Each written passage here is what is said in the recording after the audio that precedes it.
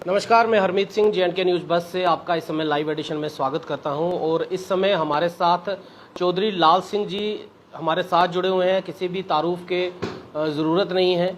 3 बार cabinet minister, 2 बार MP, 3 बार MLA और जम्मू कश्मीर डुग्गर प्रदेश को लेकर हर बार हर लड़ाई जो है वो फ्रंट पर आकर जो है हमने चौधरी लाल सिंह को लड़ते हुए देखा हुआ है। लेकिन आज कुछ खास बातें जो हैं उनसे बातचीत करेंगे कि जम्मू की कश्मीर की राजनीति को लेकर किस तरह का उनका रुझाव जो है, उनके विचार हैं। और सबसे बड़ी बात, जम्मू अलग स्टेट की मांग, 371 की मांग, डोगरा स्वाभिमान संगठन का ये पहला उद्देश्य जो है वो बन चुका हुआ है। लेकिन वहीं सेंटर में बैठे हुए, दिल्ली की सरकार में जो मिनिस्टर बैठे हुए हैं, उनका साफ ये कहना कि पहले जम्मू कश्मीर के इलेक्शन होंगे, उसके बाद जो है बाकी बातचीत जम्मू स्टेट की बाद में की जाएगी। इसी पर चौधरी लाल सिंह जी से बातचीत करते हैं। सर, सबसे पहला सवाल मैं आपसे ये करना चाहूँगा कि परसों एक दावायर पर करण थापर जी का एक इंटरव्यू चला जिसमें सत्यपाल मलिक जी ने एक बड़ा बयान और अगर मैं बोलूँगा एक बड़ा इल्ज़ाम जो है वो प्रधानमंत्री मोदी जी पर लगाया पुलवामा अटैक को लेकर। लेकिन उसकी खबर कहीं भी नेशनल मेन स्ट्रीम मीडिया पे नहीं मिल रही, कहीं किसी पेपर पे नहीं मिल रही। तो जो बातचीत जो सेंटर के मिनिस्टर या लोग जो कहते हैं कि लोकतंत्र पर बातचीत जो लोग करते हैं, जो विपक्ष की पार्टियां बोलती हैं कि लोकतंत्र खतरे में है, आपको लगता है कि लोकतंत्र वाकई ही खतरे में है कि एक राज्यपाल का इतना बड़ा बयान आने के बाद भी कहीं उसकी बातचीत नहीं हो रही? ये अक्सर होता है, ऐसी बात नहीं है। अक्सर होता है कि कोई भी सरकार पावर में होती है, कोशिश करती है कि उसकी अपोजिशन तो कमज़ोरी की जाए और जो उनके रिसोर्स और सोर्स होते हैं उनको स्टॉप किया होता है, रोका होता है। Information broadcasting you know better सरकार का है, तो सरकार और बाकी जो जितने भी आजकल चैनल चलते हैं मजाटी में, प्रिंट हो या इलेक्ट्रॉनिक हो, सबको ऐड देने पड़ती है। ऐड सरकार देती है, लाखों नहीं करोड़ों रुपए की, अरबों रुपए की देती है। तो मिलेगी किसको? जो ये खबरें लगाएगा सरकार के खिलाफ। अगर वो सरकार के खिलाफ लगाएगा तो उसकी ऐड खत्म। चाहे वो पैसे कमा ले या लोकतंत्र को बचा ले। इसलिए ये, और खासकर इस गवर्नमेंट में तो मेरे ख्याल है उससे सख्त रूप बन के सामने आए हैं कि कोई भी खबर इनके खिलाफ नहीं आनी चाहिए। बड़े से बड़ा बोले, छोटे से छोटा बोले। जितनी बड़ी तादाद में आप जुलूस निकालो, जलसे करो, ये कहीं आपको दिखाई नहीं देंगे। सोशल मीडिया है, उसको भी इन्होंने आप व्हाट्सएप को देखें, इंस्टाग्राम को देखें, यूट्यूब पे देखें, उसमें भी बड़ी कंट्रोल इन्होंने करना शुरू कर दिया है। लेकिन चौधरी साहब, मैं ये बात समझना चाहता हूँ आपसे कि जहाँ आप जिस सब चीज़ें बोल रहे हैं कि एड्स नहीं मिल पाएंगी, सब चीज़ें नहीं मिल पाएंगी, फिर जो सेंटर में बैठे हुए मिनिस्टर वो किस हक से ये बोलते हैं कि जो लोग विदेश में जाकर लोकतंत्र बोलते हैं कि लोकतंत्र खतरे में है, उनकी संसद में उनकी जो है सदस्यता राहुल गांधी जी की ख़त्म कर देना, अरविंद केजरीवाल अगर बोलते हैं तो उन पर CBI का सम्मन जो है वो इंक्वायरी बिठा देना, मनीष सिसोदिया जेल में, सतेंद्र जैन जेल में। लेकिन जो भी BJP के खिलाफ बोल रहा है आज की डेट में वो जेल में जा रहा है, यहाँ उसे ED का सामना करना पड़ रहा है, यहाँ उसे टैक्स की रेट्स पड़ रही हैं या CBI की रेट्स पड़ रही हैं। तो फिर ये बोलना सही नहीं है उन विपक्षी पार्टियों का कि हाँ सही में लोकतंत्र खतरे में आ चुका हुआ है? बिल्कुल सही है। जो कह रहे हैं कि लोकतंत्र है नहीं, कहा खतरे में नहीं, अब है नहीं। खतरा होता था कि बोल लेते थे कहीं थोड़ी बहुत रुकावट हो जाए। अब तो खतरा नहीं, खतरे से ऊपर हो गया। अब तो लोकतंत्र है ही नहीं, जीरो पे है। आप सवाए सोशल मीडिया के कहीं आपको कोई चीज नहीं मिलेगी इंपॉर्टेंट। और जितनी तबाही और बर्बादी लोगों की हो रही, कभी मीडिया उसमें नहीं आएगी, सोशल मीडिया पे आएगी। तो ये मान के चलें कि ये लोकतंत्र नहीं, अब तानाशाही की सरकार अब खत्म है लोकतंत्र। There is no democracy, absolute dictatorship regime है इस समय, एब्सोल्यूट। सत्यपाल मलिक के बयान पर किस तरह का आप लेते हैं? करप्शन को लेकर उन्होंने बड़ी बात बोली कि जब मैंने करप्शन के लिए आवाज़ उठाई, 300 करोड़ की फाइलें मेरे पास आई। RSS के चीफ राम माधव का उन्होंने नाम जो लिया है, अंबानी का नाम लिया है, हसीन दारबू का नाम लिया है, सारे जो है मोदी जी के करीब हैं। सत्यपाल मलिक ने सीबीआई का सामना जो कर दिया, उनसे पूछताछ की जा रही है, लेकिन राम माधव आज 4 साल से पहले आज तक उन्होंने कभी उस पर मानहानि का केस नहीं किया, लेकिन आज तक राम माधव के से कभी पूछताछ भी जो है वो नहीं की गई। ये तो आपने भी भुगता है, सीबीआई तो आपने भी देखी है। देखो, बड़ा क्लियर है कि मलिक साहब ने जो आज बयान दिया है, इसका मतलब है, मकसद है। लेकिन जिस समय राम माधव ये मलिक साहब को चीज़ें ऐसे पपेट भी की हुई हैं इन्होंने, जब इनके पास ऑर्डर आया गवर्नमेंट ऑफ इंडिया से कि ये फाइल बना के भेजो, 370 तोड़ के 35 तोड़ के सारा लिख के भेजो, किसने भेजी है? स्टेट तोड़ी और सारा कागज पर कार्रवाई तो इनसे करवा के भेजी है ना। आज उनकी दुखी मन से जो रियलिटी निकल रही है कि उसकी ज़रूरत, चलो आए, देर आए दुरुस्त आए, लेकिन क्वेश्चन ये है तो हमारी स्टेट तो नुकसान तो मलिक साहब ने किया है। उस समय छोड़ते गवर्नर हमारे लिए कि मैं ये कह रहा कि मुझे भी दुख है कि स्टेट नहीं, वो रुतबा जो स्टेट का है, स्टेटस ऑफ स्टेट, वो नहीं जाना चाहिए था। तो भाई साहब, रिकमेंडेशन किसकी थी? आपने तो लोगों को, इन्होंने तो लोगों को यहाँ तक कहा कि आपको जो भी चीज़ होगी ऐसी कोई ऐसी चीज़ नहीं होगी, ये भी कहा था इन्होंने।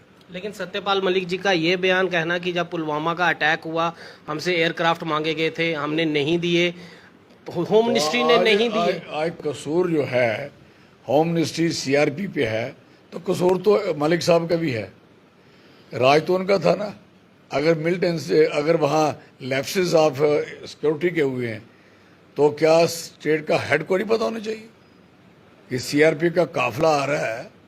उन्होंने कई बयानों में ये कहा कि गलियों में वो नहीं थी, सिक्योरिटी नहीं थी।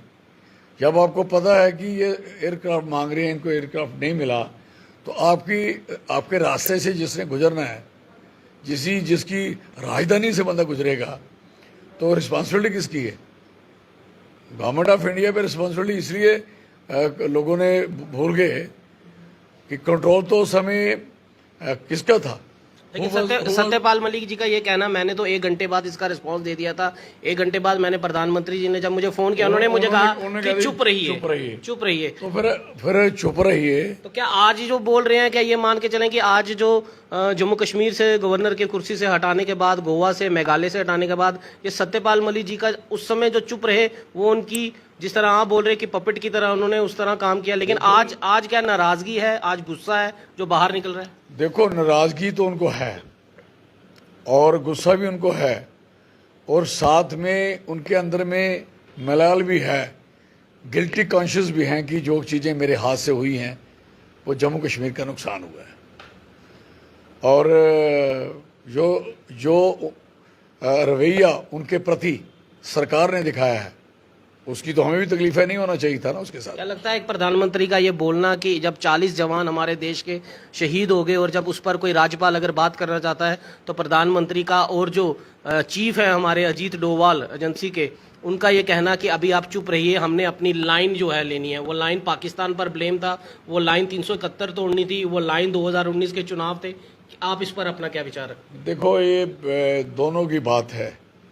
इसमें रियलिटी जो है दोनों जानते हैं। इस रियलिटी के कंसर्न में हम नहीं जानते। हम फ्यूल की बात कह दें, जो सावन न कर पाए, उसका मतलब कोई नहीं है। जो चीज़ें इन्होंने कही, अगर ये सही हैं तो सरकार को खुद ही हट जाना चाहिए। क्या लग रहा है इस पर इंक्वायरी, इस पर ईडी सीबीआई होनी चाहिए? मैं कहता हूं कि ये तो ईडी और सीबीआई किसकी मर्जी से चलेगी। करवाओगी तो क्या हो जाएगा?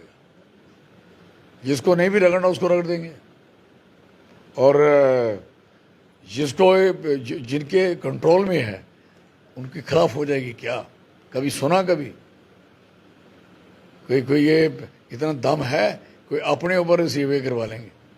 तो उससे बेहतर है कि वो करवाएंगे जिनके ऊपर इल्ज़ाम लगेंगे, तो वो क्यों जो करवाएंगे? अगर होती है तो वो तो उल्टा क्लियर वो चिट मिलेगी इनको, नीट एंड क्लीन। ये बातें कह रहा था गलत थी, ये सही थी। मतलब कोई एक साधन तो होना चाहिए कि सत्यपाल मलिक जी ने जो बयान अब दिए हैं साधन- वो सही हैं या नहीं है। इस हमारे देश में इस समय साधन सारे खत्म हो चुके हैं। There is no any way to get any justice.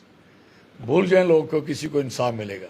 इंसाफ का एक ही रास्ता है, एक ही तराजू है कि लोगों को ही इकट्ठा होना पड़ेगा अपने अधिकार के लिए, संघर्ष के लिए, और समझ के रख चलें कि आपकी सुनाई इस समय ना कहीं किसी कचहरी में होगी, ना किसी कहीं बड़ी जगह पे होगी। आपको कहीं इंसाफ नहीं मिल पाएगा। कोई आदमी इंसाफ की उम्मीद ना लगाए। मत गलत चौधरी जी, आप अपने कैंपेन में इस समय हर एक जगह पर जाकर रैलीज कर रहे हैं और एक संदेश जो आपका डोगरा स्वाभिमान संगठन के अंदर बिल्कुल साफ और क्लियर जो है वो हर एक रैली में दिख रहा है कि आपकी पहला मांग जम्मू अलग स्टेट बनाने की और 371 की मांग। हिंदुस्तान के अंदर, भारत के अंदर 12 स्टेट्स ऐसी हैं जो 371 का सुख भोग रही हैं। प्रधानमंत्री मोदी जी की खुद जहां से वो अमित शाह जी आते हैं, अपनी स्टेट उनकी, वहां पर 371 है। जम्मू कश्मीर से 370 तो छूट गया, लेकिन 371 की मांग क्या वो जायज मांग है और क्या वो मिलनी चाहिए कि नहीं मिलनी चाहिए? देखो, 371 कॉन्स्टिट्यूशन ऑफ इंडिया की देन है। ये कोई किसी पर्सनल मसला नहीं है। कॉन्स्टिट्यूशन ऑफ इंडिया हमारे सबके लिए एक किताब है, हमारे लिए वो एक ग्रंथ है, हम सबके लिए वो हमारा एक रास्ता है जिसके रास्ते हम गुजर के अपना कोई रास्ता निकाल सकते हैं। तो मैं समझता हूँ दिस इज फॉर्चुनेट, ये बड़ी खुशी की बात है कि कॉन्स्टिट्यूशन ऑफ इंडिया में और दानिश्वर जिन्होंने ये कमेटी लिखा है कि कभी भी किसी को किसी आइडेंटिटी को नुकसान हो या किसी आइडेंटिटी को स्पेशल स्टेटस देने की बारी हो तो आर्टिकल 371 का इस्तेमाल किया जा सकता है। पहले 370 था, वो खत्म हो गया। 371 का ही 70 का ही पार्ट है 371। अब ये 12 स्टेट इसका पूरा, आप ठीक कह रहे हैं, सुख भोग रही हैं। और विद इन द 371 के अलावा भी ऐसे जिले हैं जैसे बोडोलैंड है। अभी ऑनरेबल प्राइम मिनिस्टर साहब ने बोडोलैंड के 4 जिलों को और स्पेशल स्टेटस दिया उधर, 71 के बीच दिया, एक और दिया, 4 जिलों की आइडेंटिटी बचाई। Why not Dogra identity restore? Why not Dogra जो एक रेस है इसको संभाल और बचाया जाए। क्या इससे ये समझ के चलें कि सेंटर चाहता नहीं कि जम्मू कश्मीर की जो बागडोर है, जो पकड़ है, वो हमेशा होम मिनिस्ट्री के पास पड़ी रहे?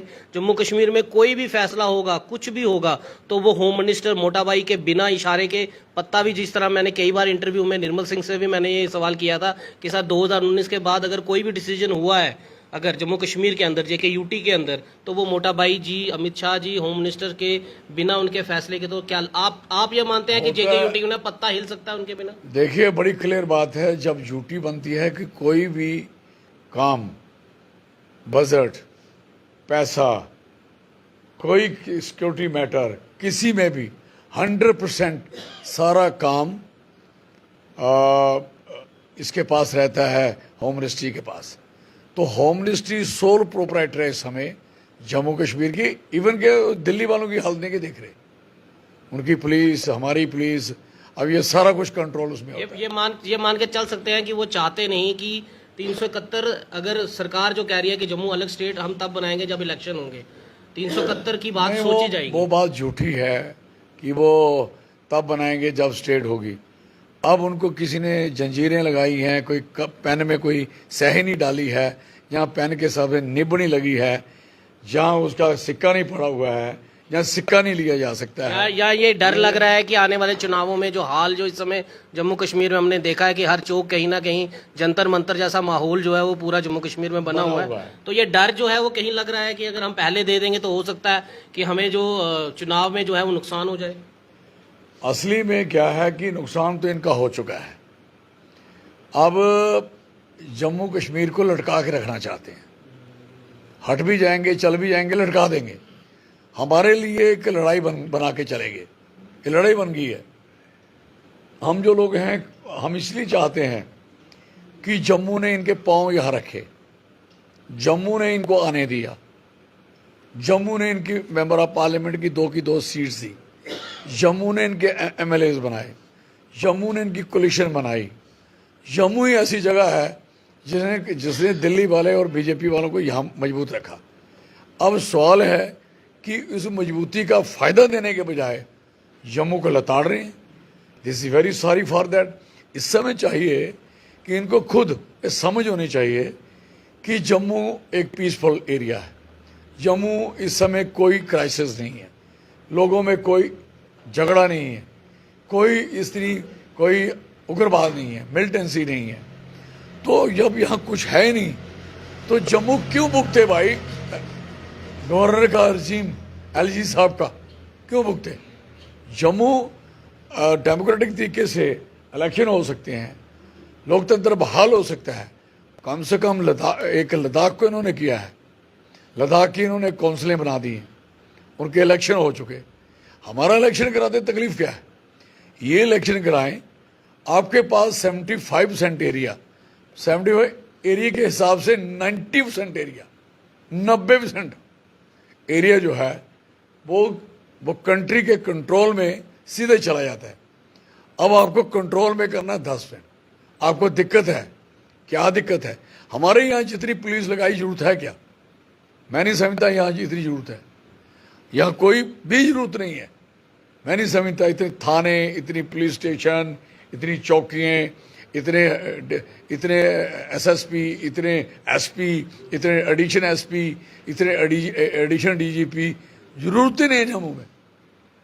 यहाँ कुछ भी जरूरत नहीं है। यहाँ जम्मू के लोग ना, इनको सबसे मिलिटेंसी में सिक्योर एरिया, कोई यहाँ ऐसा आदमी नहीं।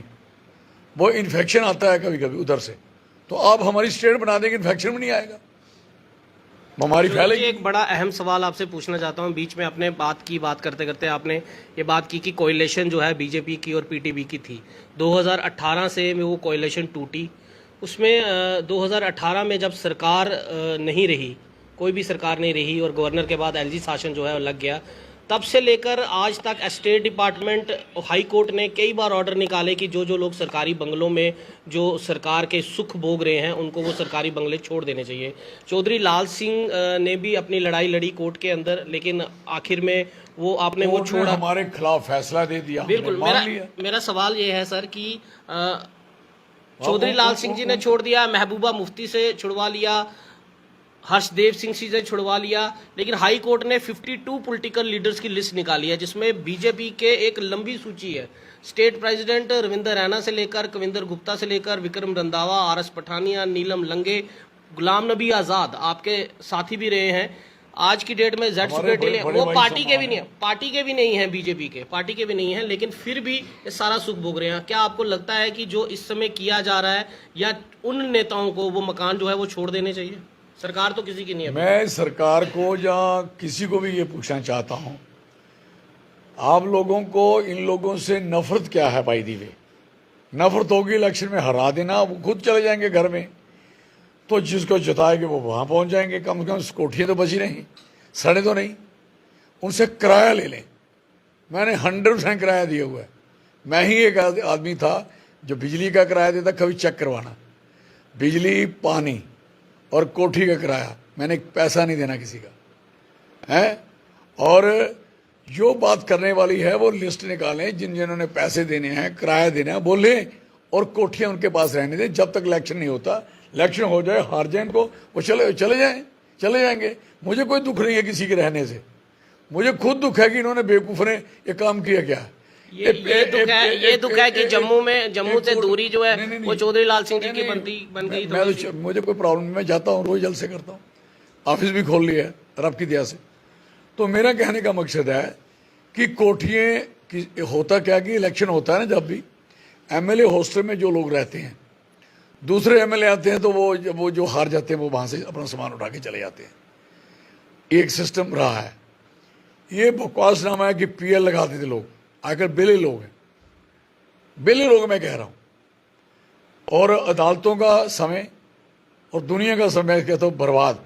और लोगों में कितनी नफरत है लीडरों के मतलब, I am sorry for the people, कितनी नफरत है, तो फिर बनाते क्यों लीडर? लेकिन जब सुनने को चौधरी जी, अब सुनने को ये मिलता है कि कविंदर गुप्ता जी के बिजली का बिल पेंडिंग है और रविंदर रैना जी के बिजली का बिल पेंडिंग है, लेकिन एक आम आदमी जब उसका 4000 का बिल होता है या 5000 का बिल होता है और बिजली वाले आते हैं, उसकी बिजली काट देते हैं, तब उस समय आम आदमी ये सोचता है कि क्या रसूखदार इंसान का इतना रुबाब रहता है कि उसका अगर 5 लाख का बिल हो, उसकी बिजली नहीं काटी जाए, और एक गरीब आदमी की 4000 की बिजली काट दी जाती है। देखो साहब, सवाल तब उठते हैं, बिजली किसी की भी हो, किराया सबको देना चाहिए, सिंपल बात।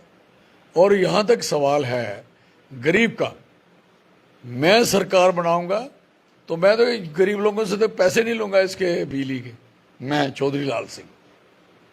तो सरकार ही जब ऐसे लोगों की बनाओगे जो चमड़ी उधेड़ेंगे, जिस समय आप इलेक्शन सिर्फ लड़ोगे एमएलए बनने के लिए, तो पता नहीं है बनना किस लिए, सोच नहीं है। और फिर लोग कहेंगे कि ये मेरा रिश्तेदार है, इसको वोट डालूंगा, मेरे मजहब और धर्म का वोट डालूंगा, मैं फलाने को वोट डालूंगा। तो फिर कैसे होगा? विचारों पे वोट डालते हैं, आइडियोलॉजी पे वोट डालते हैं कि हमें सबको, समूचे समाज को फायदा क्या पाए। और यहाँ तक कोठियों की भी चिंता मैं आपको सुनाता हूँ, आप थोड़ी से कई चीज़ें आपके ज्ञान में नहीं है और कई सरकार के भी ज्ञान में नहीं। सरकार की भी मैं कहता हूँ कई ऐसा इल इंफॉर्मेशन होती है इनके पास, पता ही नहीं होता इनको। मुझे बताओ, अब आप जो कोठी मैंने छोड़ी हुई ना, मेरे से साथ और भी कई छूट की है, चक्कर मार के आना, आपको कसम है, अंदर सारा देख के आना, सारे कोई 200 चूहा अंदर बैठा हुआ है, जो सोफे लाखों रुपए के अंदर लगे हैं, जो 5-6 फ्रिज थे वहां सड़ रहे हैं, एसी 3-4 सड़ रहे हैं, हु इज रिस्पॉन्सिबल? उसी समय चालू करना चाहिए था, किसी को दे देते गरीबों को। अगर मेरे से खाली करवाई तो किसी को बिठा देना था, नहीं बिठाना था। तो ये फ्रिज सड़ गए, वो किसके बाप के यहाँ गया? सर मेरा सवाल ये था कि ये विपक्ष के नेताओं के खाली क्यों कराए जा रहे हैं? अपने सरकार में के जो नेता बैठे हुए हैं उनको नोटिस जाने के बाद भी वो खाली नहीं कर रहे। और नहीं करेंगे खाली, ना किसी की हिम्मत है, औकात ही नहीं है कि कोई, मतलब विपक्ष के ही खाली हो गए, औकात ही नहीं है किसी का खाली करावाएं, लिख के लेना। और मुझे कोई तकलीफ नहीं है उनके खाली नहीं हो, मैं घटिया आदमी नहीं हूँ, ये घटिया लोग हैं। मैं अगर सरकार में हूँ, या मैं सरकार चला रहा हूँ, जब मैं गवर्नर हूँ, मैं कभी कोठी खाली करा, मैं उनसे किराया लूँ बराबर, मेरी 4 पैसे सरकार को आएंगे, तकलीफ क्या है?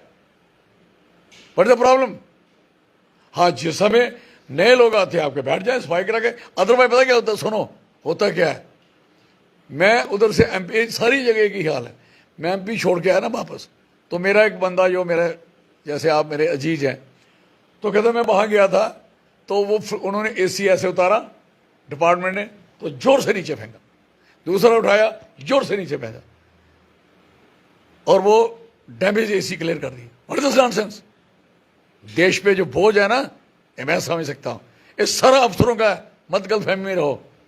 वो उस समय वो एसी चल रहा है जब वो पॉलिटिशियन अंदर बैठा हुआ है, जब भी वो उसका मकान खाली हुआ, एसी कैसे खराब हो गया उसका? आखिरी सवाल चौधरी सर मैं आपसे ये करना चाहूंगा, जम्मू कश्मीर में फायर इमरजेंसी के एस्पायरेंट्स जो हैं वो लगातार पिछले 20 से 25 दिन से वहां पर हरि सिंह पार्क के बाहर ही जुलूस निकाल रहे हैं। आल पार्टी की मीटिंग हुई, वहां पर सभी नेताएं शिरकत हुए, इस बार चौधरी लाल सिंह वहां पर चेहरा नहीं दिखे, लेकिन उसके बाद आल पार्टी मीटिंग के तकरीबन नेता जो है वो फायर इमरजेंसी, जेकेएसएसबी के एस्पायरेंट उनके प्रदर्शन में शिरकत करते नजर आए। क्या ये मान के चलें कि आल पार्टी मीटिंग का हिस्सा चौधरी लाल सिंह अब आगे से नहीं रहेंगे? देखो वो बात अभी फिजूल की बात है, वो नहीं रहेंगे, क्यों नहीं रहेंगे, ये कोई क्वेश्चन नहीं है। I was that time in Poonch, मैं पुंछ में था। दूसरा मैं जब पुंछ में चला गया तो कैसे आ सकता था? और फिर उसी कोठी में मीटिंग करता मैं, जिससे उनका बेटा खुद कह रहा है ये हम वाइट वॉश करा रहे हैं। हम वाइट वॉश कराने वाले बंदे फिर क्यों बैठेंगे उधर?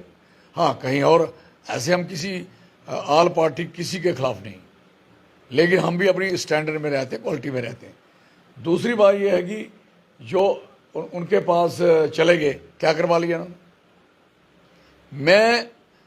मैं सोचता हूं कि आल पार्टी की क्या ताकत है कि उन जो बेचारे फायर सर्विस वाले, उनका हुआ कुछ नहीं, फायदा क्या हुआ? ऐसे फजूल की बातें भाई साहब, किसी के पास जाने में अगर कोई फायदा नहीं होगा, हमने जाना किस लिए? हाँ लड़ाई लड़ रहे हैं, कहीं पूरी एजिटेशन चल रही है, हमें भी शेयर देना होगा, दे देंगे। लेकिन अगर आप कहोगी वहां जाके इनको कि कोई किसी को बेनिफिट करवाया, हुआ क्या? उधर ही है, किसने सुना उनको? दिल्ली गए, क्या करके आए भाई जी भी। मैं इसलिए कह रहा हूं कि जम्मू वाले लोग इधर उधर की बातों में न चल, सीधी बात पे आ जाएंगे, हमें 371 और सेपरेट स्टेट चाहिए। अगर ये बात हमारी समझ आ जाए, हमें कोई दुख, ये सारे फायर वाले हों, डेली वेजर हों, चाहे आपके कोई और हों, जितने लोग हैं जिनके साथ ज्यादती हो रही है, हमारी स्टेट में आएंगे, जम्मू वाली स्टेट में आएंगे, हम सबको नौकरियां बहाल करेंगे, परमानेंट करके इनको रोजगार देंगे। बहुत बहुत शुक्रिया चौधरी लाल सिंह जी हमारे साथ थे और साफ संदेश की 371 का साथ दें, एकजुट हो जाएं और डोगरा स्वाभिमान संगठन को सरकार के अंदर एक बार बिठाकर देखे तो सही। आपने 25 एमएलए जम्मू के जिताए थे और उसके बाद जम्मू कश्मीर जंतर मंतर के अलावा कहीं और चौक जो है वो ऐसा दिख नहीं रहा। कहीं फायर इमरजेंसी का जो है वो प्रदर्शन चल रहे हैं, कहीं डेली वेजर जो है प्रदर्शन कर रहे हैं। लेकिन चौधरी लाल सिंह जी का साफ ये कहना कि आप 371 की मांग को लेकर आगे बढ़े, जम्मू अलग स्टेट की मांग को लेकर आगे बढ़े, लेकिन इस पर सेंटर का क्या रुख रहता है? विपक्ष के नेता तो लगातार ये चीज़ें बोलते नजर आ रहे हैं, लेकिन सेंटर की राय जो है वो विपक्ष की नीतियों से बिल्कुल अलग दिखती है। आप इन सब पर अपना क्या व्यक्तित्व रखते हैं? अपना कीमती सुझाव कमेंट बॉक्स में ज़रूर दें और J&K न्यूज़ को फॉलो करें, सब्सक्राइब करें और ज़्यादा से ज़्यादा खबरों को शेयर करें। कैमरामैन रणदीप सिंह के साथ मैं हरमीत सिंह, जय हिंद।